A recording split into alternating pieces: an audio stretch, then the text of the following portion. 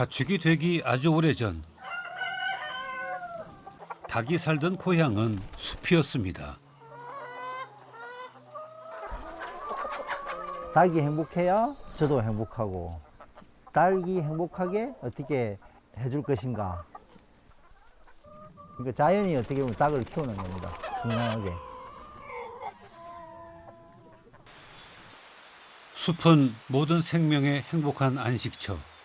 부부도 숲에 기대 마음을 쉽니다. 숲에서 살고 있고 뭐 일하는 것도 숲에서 일하고 우리가 노는 것도 주로 숲에서 놀고. 모든 길은 숲으로 통한다. 우리는.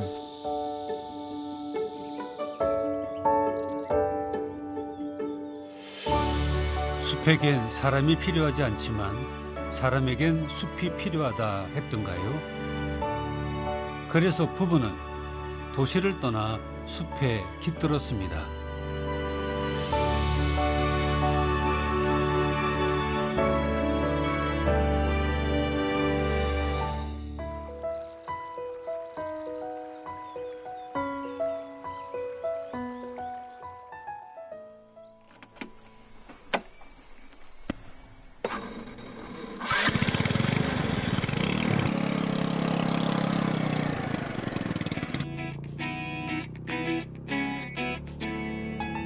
풀 냄새를 맡으며 달려가는 출근길.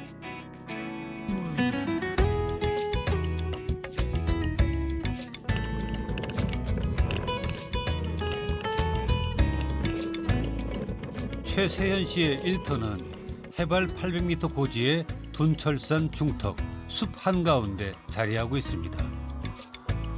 아이고, 잘 잤나? 아이고. 아침 달라고 난리네요. 자, 밥이 왔습니다. 밥 먹자. 아이차. 요즘은 가축을 키우는 농장도 자동화가 대세인데요. 이곳에선 모든 작업이 수동입니다.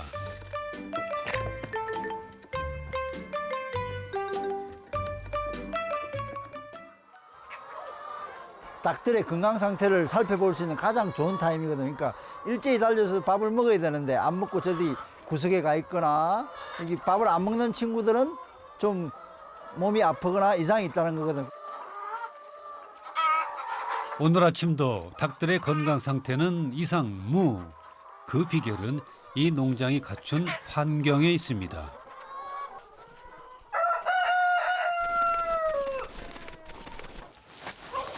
닭은 모래 목욕으로 몸에 붙은 찐득이를 떼어내는데요. 이처럼 닭의 습성을 배려한 농장은 세현 씨의 노동력 말곤 일체의 에너지를 쓰지 않는 탄소 제로입니다. 닭을 건강하게 키우는 제일 좋은 조건은 뭐냐면 세 가지입니다. 사람과 똑같습니다. 물, 공기, 햇볕. 이거거든요. 그러니까 물은 이제 우리가 지하수로 계속 흘려보내서 항상 신선한 물을 먹을 수 있게 하고, 숲속에 있는 공기가 항상 순환할 수 있고, 햇빛이 항상 들어가게 그렇게 닭장 구조가 되어 있거든요. 저는 뭐 그냥 옆에서 모이만 주면은 제 할 일 다 하는 거거든요. 그러니까 자연이 어떻게 보면 닭을 키우는 겁니다. 건강하게.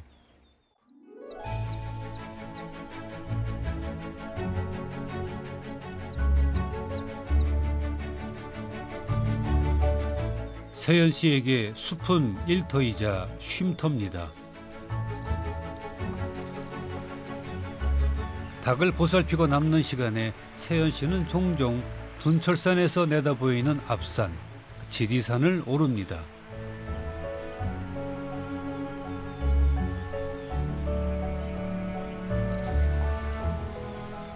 야, 이 녹색 터널이 너무 좋네. 진짜 숲의 모습을 그대로 보여주네요.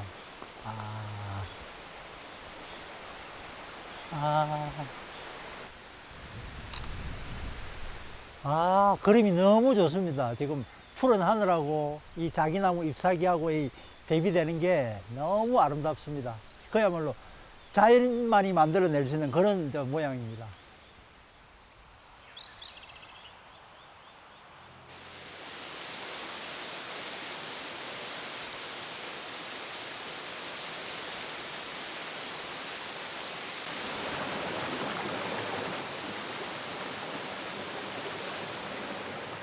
도시를 떠나 초록의 숨결을 마시고 살아온 지 올해로 22년째.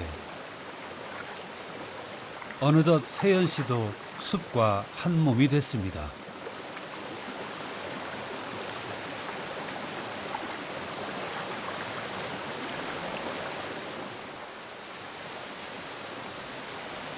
자연에 발을 담그고 물화일체가 되는 시간.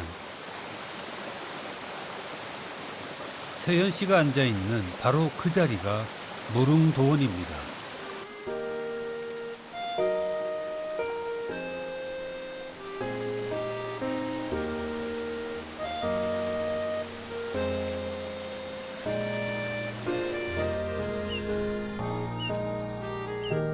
삶의 이정표는 어떤 질문을 품고 사느냐에 따라 달라집니다. 무엇을 하며 살 것인가가 아니라 어떻게 살 것인가를 고민하게 된 세연 씨는 결국 도시를 떠나 숲으로 왔습니다.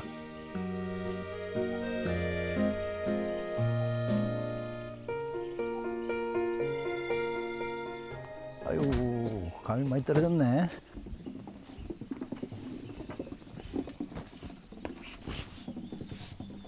채 익기도 전에 떨어졌다고 서운해할 필요는 없다는군요.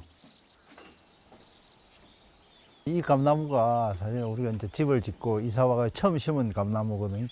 해마다 이렇게 감을 많이 달기는 하는데 전체적으로 양분을 골고루 못 주니까 다 크기 전에 미리 어릴 때 감나무를 툭툭툭 땅에 떨어지는 것 같더라고요. 그래서 오늘도 보니까 밤새 그냥 여러 개 떨어져 있잖아요. 과욕을 부리지도 미련을 떨지도 않는 감나무에게서 과유불급의 지혜를 배운답니다. 나무는 저축을 하거나 다른 호주머니를 찾거나 그러지 않거든요. 그야말로 자기가 생각해서 감당할 만큼만 자기가 소유하고 있는 거죠.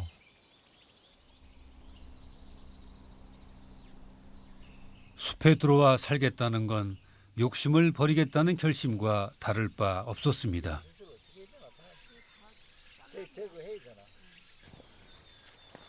욕심을 비운다는 건 그저 주어지는 것에 만족하며 살겠다는 뜻.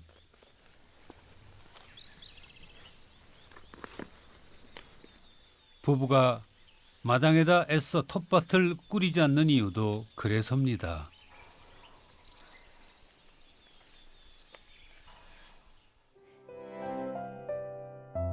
제가 하고 있던 일들이 이제 광산을 개발하는 일이었거든요. 시멘트 원료가 되는 석회석을 제공하는 그런 일이어가지고 산을 계속 깎아 먹었거든요. 사실은 석회석 광산이기 때문에. 자연을 훼손하면서 살아가던 삶의 방식을 세연 씨는 더 늦기 전에 바꾸고 싶었답니다.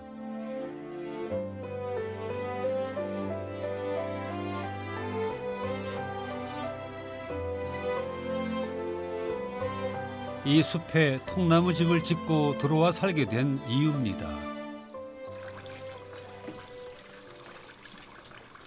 부부는 자연에 진 빚을 갚진 못할 망정 더 이상 훼손하지는 말자 하는 생각을 실천하며 삽니다. 물만 이거 설거지를 할 때 좀 충분히 불리고 또 바로 닦고 충분히 불려서 바로 닦으면 세제 안 써도 깨끗하게.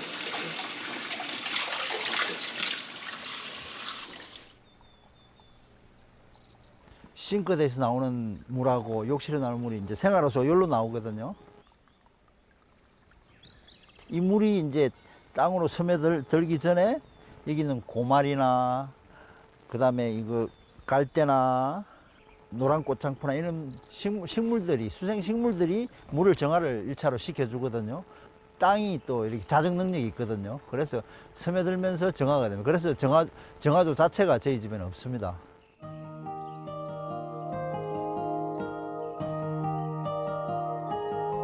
물을 정화시켜주는 고마운 풀. 그래서 이름도 고말이라는군요. 참 정직한 이름입니다.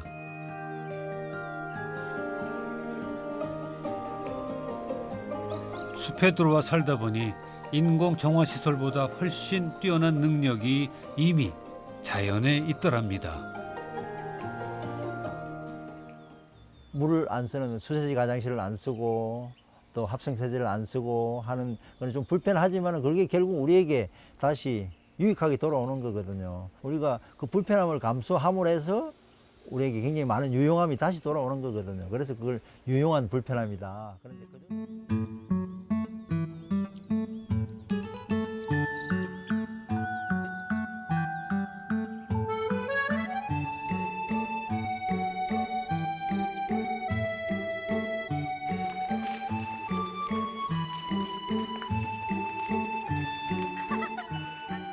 숲에 들어와 살면서 나무에 귀를 기울이게 된 세연 씨는 사람들에게 나무의 사연을 들려주는 숲지기로 활동하고 있습니다. 이게 보이시죠? 이 나무는 이파리도 예쁘고 나무 쓸모도 많고 해요. 그래서 이 나무 이름을 알기 위해서 제가 한번 실험을 해보겠습니다. 가지가 적긴 한데 잘라서 자, 물 색깔이 무슨 색깔로 변하죠? 파란색? 파란색으로 변하잖아요. 그죠? 파란 물이 뚝뚝뚝 떨어지죠? 자, 그래서 이 나무 이름이 물을 푸르게 만드는 나무. 물풀의 나무예요. 그래, 이게 바로 물풀의 나무입니다. 옛날엔 물풀의 나무 수액이 눈병을 고치는 약재로도 쓰였답니다.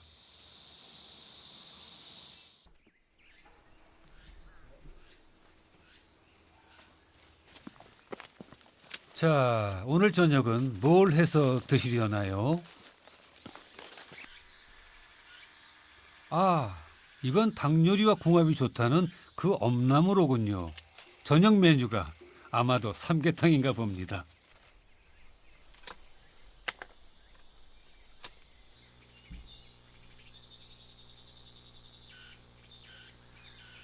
근데 얘는 이제 자기 몸을 보호하기 위해서 이렇게 막 가시를 무섭게 달고 있는데 초식 동물들이 나무 가지를 잘라 먹고 이파리를 잘라 먹으니까 자기 몸을 보호하기 위해서 스스로 가시를 만들어내는 거죠. 그래서 몸을 지키기 위해서. 근데 얘도 이제 이 정도 커버리면 여기 덩치가 커지면 여기 가시가 하나도 없거든요. 그러니까 가시가 없어도 나를 지킬 수 있다. 가시 돋친 어린 가지가 사춘기 소년이라면 가시가 없는 둥치는 귀가 순해지는 나이, 이순에 비유할 수 있다는군요. 사람하고도 생리가 비슷하다고 볼 수 있죠. 이렇게 세월이 흐르면서 자기 자신이 부드러워지는 거, 이게 이제 어떻게 보면 엄나무나 사람이나 비슷하지 않나 그렇게 생각할 수 있겠죠.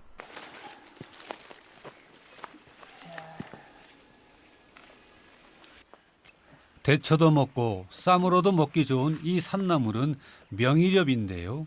하늘이 준 유용한 식물이라 해서 다른 이름으로도 불린답니다. 이건 이제 신선초입니다. 그래서 아주 그냥 맛있는 나물인 거죠, 그냥. 쓴바귀처럼 맛이 쌉쌀한 왕고들배기도 여름철 식욕을 돋우는 찬거리로 그만입니다.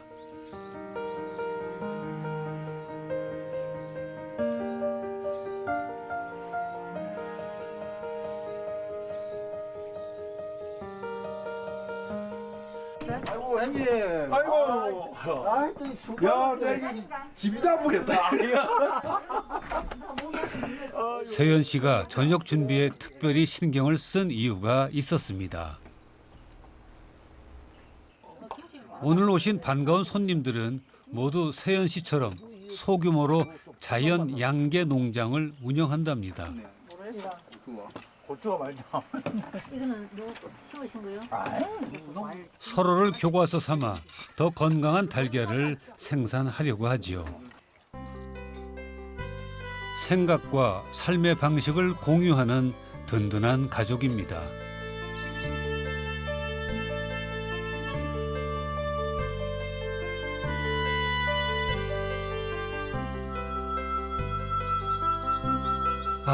올여름은 하늘이 유난히도 변덕스럽지요. 비 오니까 좋네. 도라지가 팡 터졌네, 이제. 꽃이. 보물이었는데. 그리고 또 하나 터질라 그런다.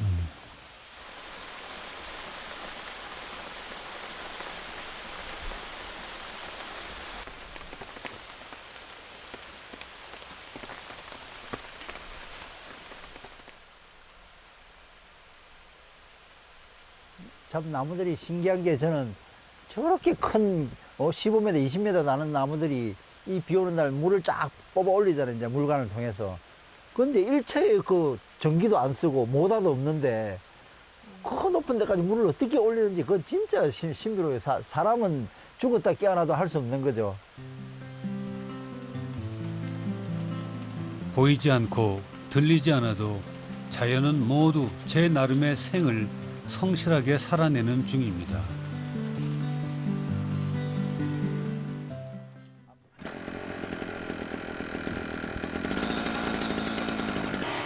될 수 있는 한 자연의 손을 대지 않으려고 하지만 장막 끝엔 어쩔 수 없이 풀과의 전쟁을 치릅니다. 숲에 살면서 피하기 힘든 자연과의 타협입니다.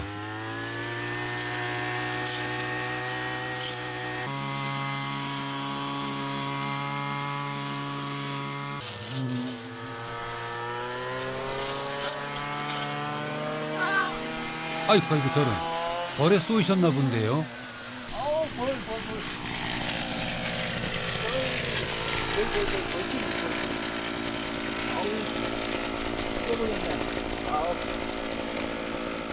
아우, 그 말벌집이 거기.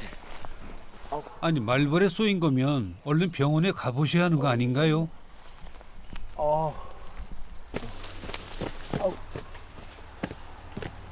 괜찮으시겠어요? 물린데? 뭐라도 약이라도 바르세요. 약이라도 바르시죠. 대박 물렸네, 대박. 아이고 이거 참 걱정이 되는데요. 정작 세연 씨 부부는 덤덤합니다. 저기 보일러실에 이거 보세요. 돼 일단 봐요. 아니 블루실 보일러실에 못 지으니까 그 밑에다가 풀숲에다가 아니 그거 말벌집을 지어놨어. 제가 좀 그 면역력이 세가지고 지네한테 하도 물리고 해가지고 말벌한테 물리도 별로 이 부풀어 오르는 그런 게 없습니다. 22년간 산에서 살다 보니 단련이 돼가지고. 원래 살던 자기 땅이기 때문에 우리가 걔들 땅 빌려서 들어오는 거기 때문에 그냥 물리면 물린 대로 살아야 됩니다.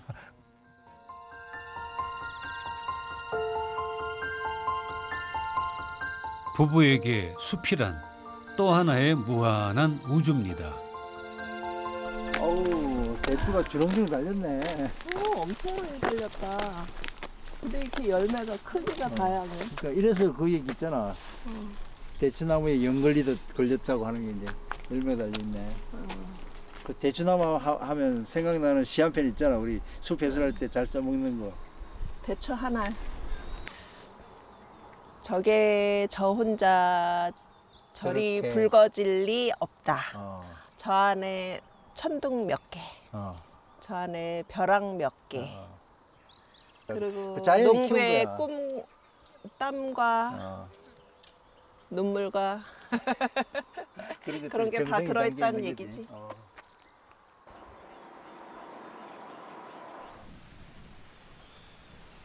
마치 금슬 좋은 부부 같은 이 한 쌍의 느티나무는 어떤 세월을 지나왔을까요?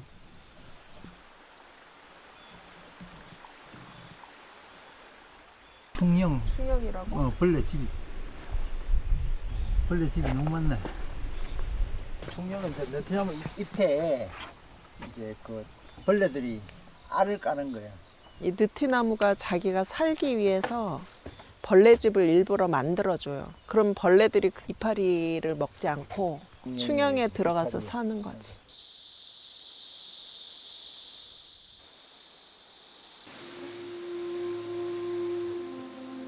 사람으로 따지면 온갖 풍파를 다 겪었다는 뜻이죠.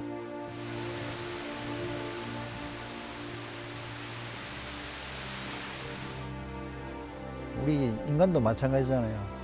그러니까 그 어려운 상황 속에서 자기 나름대로의 생존 전략을 또 찾아야 되고, 그래서 그걸 극복함으로써 또 성장할 수가 있고 또 잘 자랄 수가 있고 그런 것 같아요.